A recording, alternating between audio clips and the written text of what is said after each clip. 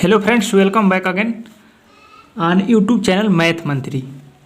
आज की इस वीडियो में हम कोऑर्डिनेट ज्योमेट्री के बारे में आपको पूरा जीरो से एकदम क्वेश्चन कराने वाले हैं, लेकिन जीरो से पहले समझाएंगे, उसके बाद ही क्वेश्चन कराएंगे। तो पहले समझ लेते हैं कोऑर्डिनेट ज्योमेट्री होता क्या है। इसको हिंदी में निर्देशांक ज्यामिति कहते हैं। इसमें बिंदुओं के बारे में पढ़ा जाता है, जो बिंदु दी जाती है, यानी कोऑर्डिनेट।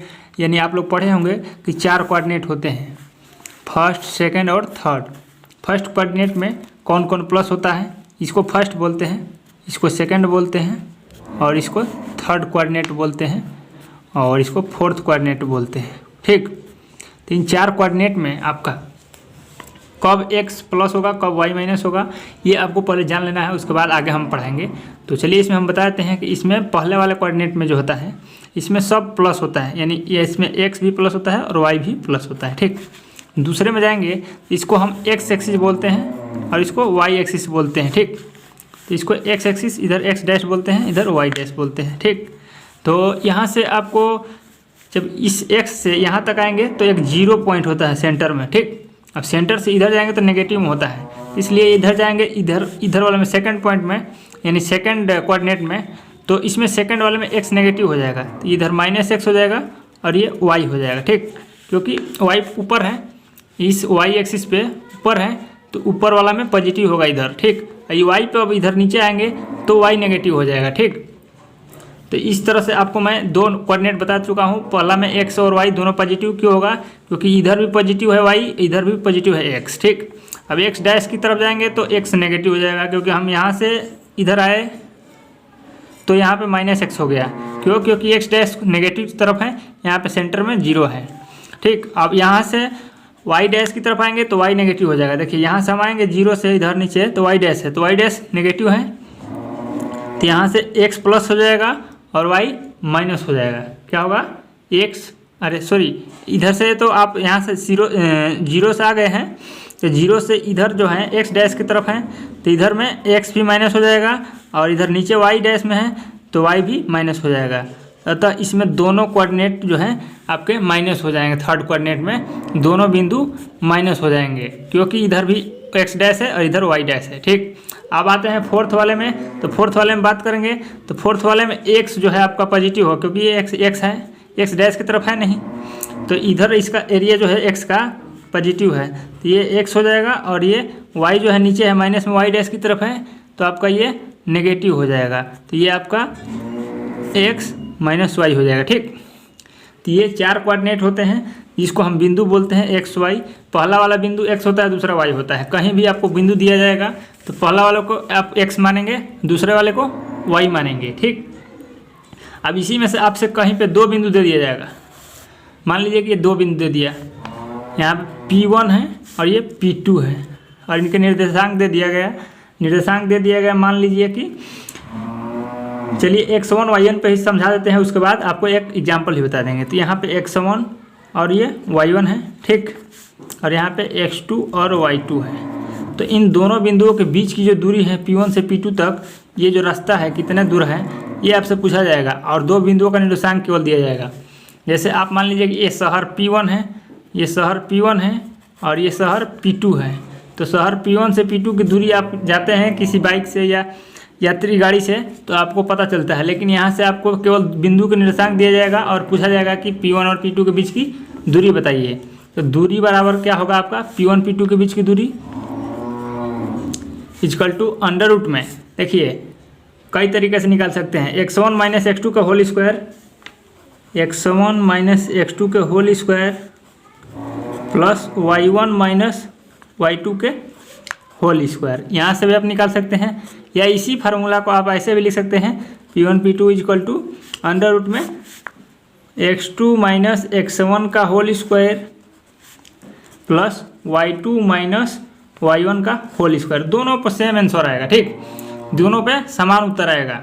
चलिए आपको एक हम बता देते हैं एग्जाम्पल। चलिए इसमें हम एक बिंदु ले लेते हैं। क्या लेते हैं? एक बिंदु ले लेते हैं, जिस बिंदु का निर्देशांक आपको मान लीजिए कि ये P1 P2 रेखा है, ये अब मान लीजिए इस पे AB रेखा है। ठीक, AB, इसके निर्देशांक 3 और 2 है, इसके 1 और 2 है। तो इनके बीच की दूरी पूछा जाएगा आपसे।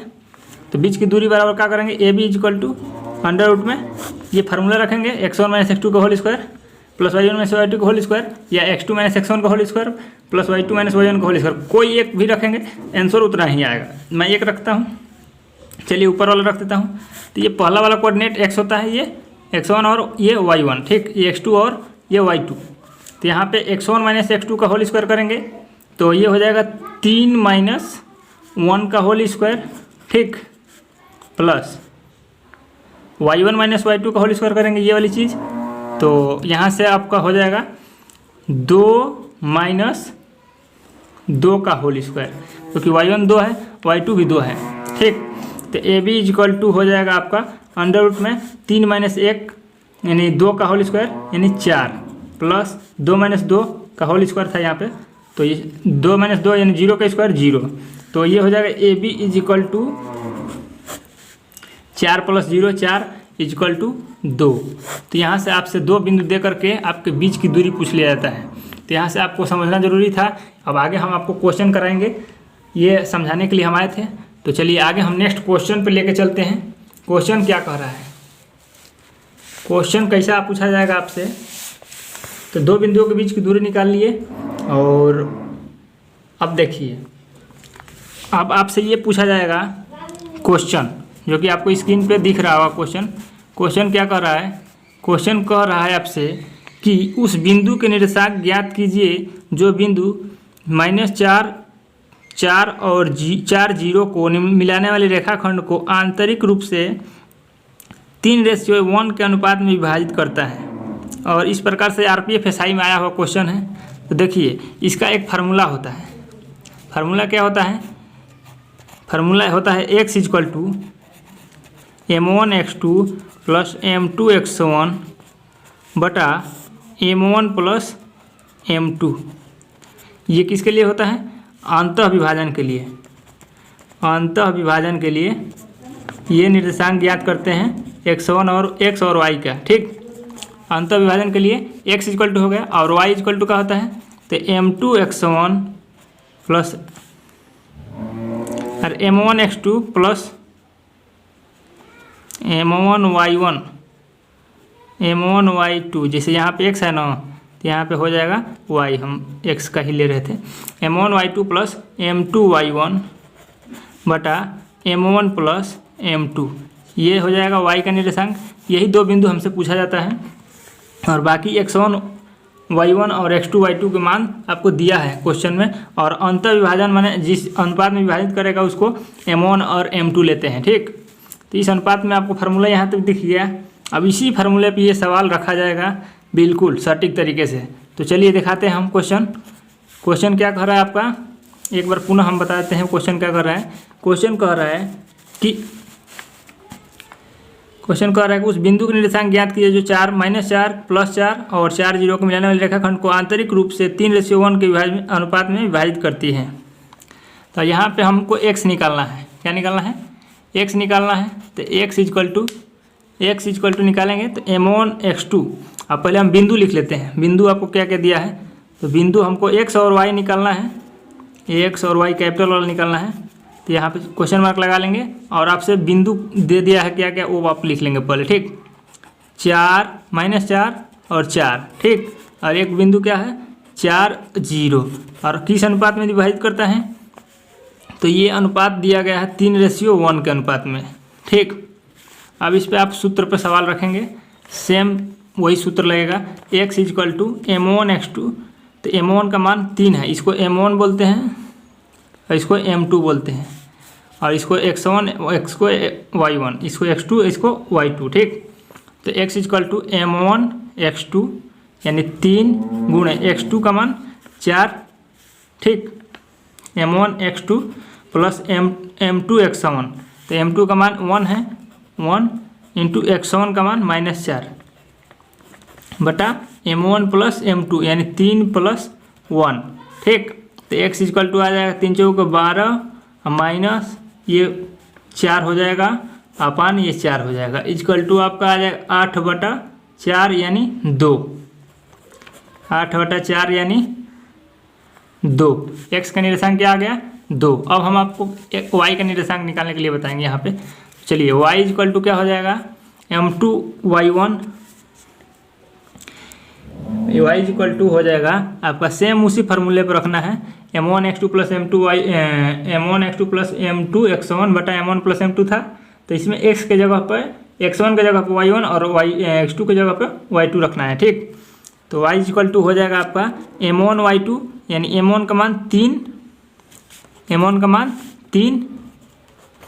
और y2 का मान 0। ठीक, क्योंकि ये y1 है ये y2 है, तो y2 का मान 0 और प्लस m2y1 m2 का मान 1 इंटू y1 का मान हो जाएगा आपका 4। ठीक, अपान हो जाएगा आपका m1 प्लस m2 यानी 3 प्लस 1 इक्वल टू यहाँ से 3 0 0 हो जाएगा, 4 कम 4 हो जाएगा, तो 4 बटा 4 ये कट के 1 आ जाएगा। ठीक, कितना आएगा 1 आएगा। तो आपके दोनों बिंदु के निर्देशांक निकल गए। क्या क्या आ गया, अतः y का हमारा निकल गया, x इक्वल टू हो गया 2 ये वाला और y इक्वल टू 1। तो इस बिंदु का निर्देशांक आपसे यही पूछा जाएगा और आपका 1 नंबर मिल जाएगा। ठीक, तो इसी एग्जाम्पल पे आपको बहुत सारे सवाल मिलेंगे जो कि आपको करना होता है।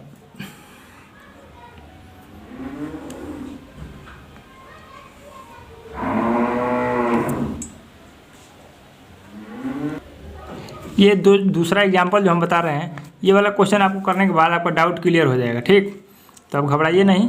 पिछला वाला क्वेश्चन में थोड़ा आपको समझाने में समय लगा था, इसमें समय नहीं लगेगा। ये क्वेश्चन कह रहा है कि बिंदु -1 0 और 2 6 से जुड़े हुए रेखाखंड को आंतरिक रूप से 2:1 के अनुपात में बिंदु पर विभाजित किया जाता है। मैंने वही x और y का बिंदु ज्ञात करना है और दे दिया है आपको x1 y1 इक्वल टू, यहाँ पे आपको मिला है -1 0 और x2 y2 इक्वल टू मिला है आपको 2 6। ठीक, और अनुपात जो दिया गया है डिवाइड करने के लिए वो दिया है आपको 2:1 यानी m1 और m2। ठीक, अब आपसे फिर उसी सवाल सूत्र पे x इक्वल टू निकालेंगे m1 x2 plus m2 y1 m1 x2 plus m2 x1। ठीक, m1 x2 तो m1 x2 तो m1 का मान 2 इंटू x2 का मान 2 प्लस m2 y1 m2 का मान 1 इंटू y1 का मान -1। ठीक, अपान m1 प्लस m2 तो 2 प्लस 1, तो यहाँ पे आपका आ जाएगा 2 2 4 2 दूनी 4 और ये 1 कम हो जाएगा, माइनस हो जाएगा, तो 3/3 हो जाएगा यानी 1 आ जाएगा। ठीक, तो x के कोऑर्डिनेट इतना आ गया और y का निकालेंगे, तो y का निकालेंगे तो क्या आएगा, y का देखिए आपका क्या आ रहा है।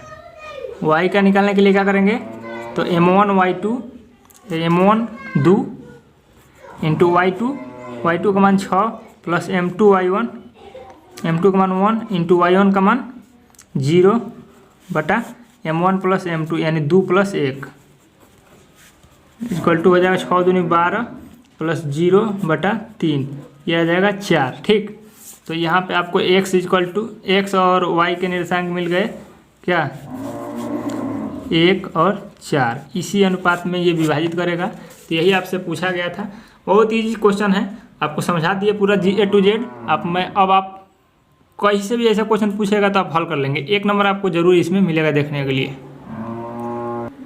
अगले वीडियो में मिलेंगे बाह्यता विभाजित करने के लिए जो है फार्मूला, उस पर बस चिन्ह चेंज हो जाता है बीच में, उस पर आके आपको एग्जाम्पल कराएंगे और समझाएंगे। ठीक, जय हिंद।